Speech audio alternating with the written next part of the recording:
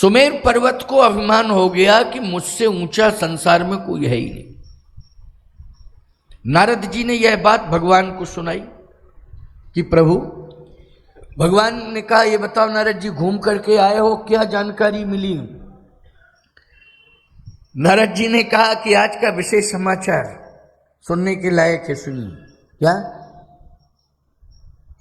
आपके एक भक्त को अभिमान हो गया है। किसको हो गया अभिमान? कोई संत को कहे, संत को नहीं। संत के अभिमान को तो आपने ठीक कर दिया। फिर पर्वत भी तो आपके ही हैं। ये पर्वत बोलो भगवान के दास हैं कि नहीं? किसके दास हैं ये? भगवान के दास हैं। आपके दास को अभिमान हो गया है सुमेर पर्वत को। भगवान ने कहा कैसे अभिमान की पुष्टि कर रहे हो? नारद जी ने कहा कि वो बढ़ता ही जा रहा है और कह रहा है कि मेरे समान तो कोई बड़ा है ही नहीं। और अब उसने एक और ठान ली है। क्या? किसी ने जाके ये कह दिया कि तुमसे ज्यादा ऊंचाई पर तो सूर्य नारायण है, सूर्य भगवान। तो अब वो उड़ करके जा रहा है और सूर्य को ढकने का प्रयास कर रहा है। अच्छा बोलो, सूर्य और चंद्र को कौन परेशान करते हैं? पर्वत तो नहीं करते हैं, राहु और केतु करते हैं। बोलो भाई, करते हैं कि नहीं? राहु ज्यादा परेशान करता है, इसलिए चंद्र ग्रहण और सूर्य ग्रहण होता है। ये राहु केतु परेशान करते हैं। कभी भी सूर्य को पर्वतों ने परेशान नहीं किया है। क्यों? दोनों एक दूसरे के पूरक हैं। पर्वतों पर जो हरियाली है उसमें सूर्य भगवान का सहयोग है। अगर सूर्य की किरण किसी भी वृक्ष के ऊपर पड़ जावे, सूर्य की किरण किसी वृक्ष पर पड़ जावे, तो बोलो वृक्ष को बहुत बड़ी ऊर्जा मिलती है कि नहीं मिलती है? और यदि सूर्य की किरण किसी वृक्ष पर न पड़े तो वृक्ष को ऊर्जा नहीं मिलती है। याद रखना, उसका विकास नहीं होता है। इसलिए सूर्य की किरण की आवश्यकता हर पौधे को है, हर वृक्ष को है और हर मनुष्य को है। मैं एक बात बताऊं, जल को भी सूर्य की किरण की जरूरत है। जल में जो गंदगी कर देते हैं, सूर्य भगवान किरण के द्वारा उस गंदगी के अस्तित्व को बोलो समाप्त करते हैं कि नहीं करते हैं? जिस जल के ऊपर सूर्य की किरण पड़ जाती है वो जल जो है स्वच्छ माना जाता है और वही जल रोग मुक्त माना जाता है। बोलो, माना जाता है कि नहीं? सूर्य की किरण जिस जल पर पड़ जाती है, सूर्य बहुत बड़ा सहयोग कर रहे हैं। आपके शरीर के ऊपर पड़ती है सूर्य की किरण। आपके जो बीमारियां हैं आपको समझ में नहीं आ रही हैं, आपकी 75% बीमारियों को तो सूर्य भगवान ठीक कर रहे हैं। अच्छा एक बात बताओ, तुम दे क्या रहे हो सूर्य भगवान को? वो तुम्हारी बीमारियां दूर कर रहे हैं। डॉक्टर के पास जाओ, फीस अलग लेता है, मेडिसिन की दवा का अलग रेट है, उसका वो पेमेंट अलग देना पड़ेगा, फीस का अलग पेमेंट देना पड़ेगा। अच्छा बोलो भाई, परेशान हो जाते हो कि नहीं हो जाते हो? और ये गारंटी नहीं है कि फीस लेने के बाद, दवा देने के बाद आप ठीक भी हो जाओ, कोई गारंटी नहीं। लेकिन सूर्य भगवान आपसे क्या मांगते हैं बोलो? आपकी बीमारी को 75% बीमारी को दूर कर रहे हैं। आपसे मांगते क्या हैं? केवल आप सूर्य को अर्घ दे दें बस। क्या दे दें सूर्य को? आप अर्घ दे दें बस। इतना देने में आपका क्या बिगड़ जाएगा बोलो भाई? लेकिन ये भी नहीं कर पा रहे हो। ये भी कहां कर पा रहे हो? बल्कि सूर्य भगवान बार बार आपके घर में घुस करके इस बात को कह रहे हैं कि अरे सुनो, विलंब मत करो, स्नान करो। अब ज्यादा विलंब करने की जरूरत नहीं है। घर के लोग भी कहते हैं देखो कितना दिन निकल करके आ गया है, जहां देख रहे हो वहां धूप ही धूप दिखाई दे रही, जल्दी स्नान करो।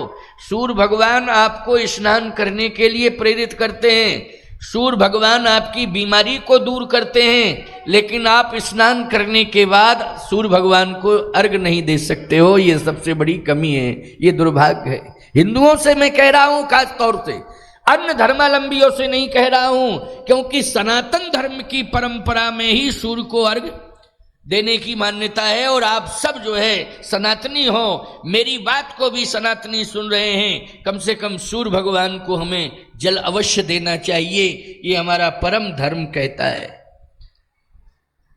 और सुनिए मेरी बात को, सुमेर पर्वत आज सूर्य भगवान को चुनौती देने जा रहा है। कि सूर्य से ऊंचाई पर मैं रहूंगा, सूर्य की ऊंचाई मेरे नीचे होगी, मैं सूर्य से ऊपर रहूंगा। अरे ऊपर क्या रहेगा, तो सूर्य को ढक देगा। नारद जी ने कहा समस्या सूर्य के सामने है, सूर्य को चुनौती दे रहा है सुमेरु, इसलिए आप समझाइए। भगवान ने कहा नारद जाओ मेरा समाचार सुना देना सुमेरु को कि तुम्हारा सम्मान सुरक्षित है, तुम्हारा सम्मान सदा रहेगा इस धरती पर, लेकिन सूर्य को प्रभावित मत करो। सूर्य प्रकाश का देवता है, इसलिए संसार में प्रकाश पर्याप्त मात्रा में पहुंचे, इसके लिए मेरी व्यवस्था को व्यवस्थित करने में सूर्य की अहम भूमिका है, इसलिए तुम सूर्य को प्रभावित मत करो, तुम्हारा सम्मान सुरक्षित रहेगा। कुछ दिन तक तो समझ में आया, मानता रहा, लेकिन फिर उसने वही हरकत की। भगवान ने कहा गरुण से चलो, अब चलें। गरुण पर बैठ करके भगवान जब आते हैं तो सुमेरु बढ़ रहा था, भगवान बैठ गए भगवान सुमेरु के ऊपर। अब सत्य तो यह है कि भगवान जिसको अपना प्रेशर बना करके प्रभावित करना चाहे, याद रखना चाहे जितना बड़ा बलवान हो, लेकिन वो व्यक्ति जो है अपने प्रभाव में नहीं आ सकता है। भगवान ने जैसे ही प्रेशर बनाया, इसने उड़ने की कोशिश की, भगवान ने रोकने की कोशिश की, इसने उड़ने की कोशिश की, भगवान ने रोकने की कोशिश की। जब ये नहीं माना तो चक्र सुदर्शन को क्रोध आ गया, चक्र सुदर्शन ने मस्तक को अलग कर दिया।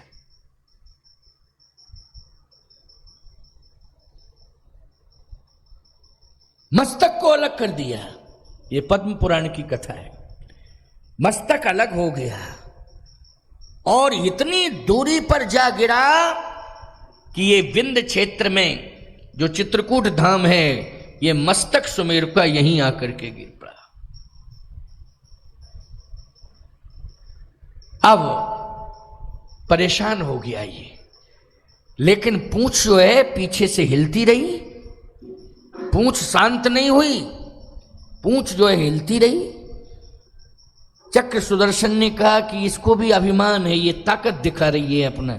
चक्र सुदर्शन ने पुक्ष को भी काट दिया और पुक्ष इतनी दूर जाकर के गिरी कि आज ब्रज भूमि पर वही पर पुक्षाकार हैं गोवर्धन जी, बोलो हैं कि नहीं, पूंछ की तरह लंबे लंबे हैं, इसलिए वहां ब्रज भूमि में जाकर के वो सुमेर की पुक्ष गिर पड़ी और जाकर के वहां गोवर्धन पर्वत के रूप में आज उन्हें सम्मान प्राप्त हो रहा है। मस्तक को कामदगिरि के रूप में सम्मान प्राप्त हो रहा है, लेकिन रोया है सुमेरु।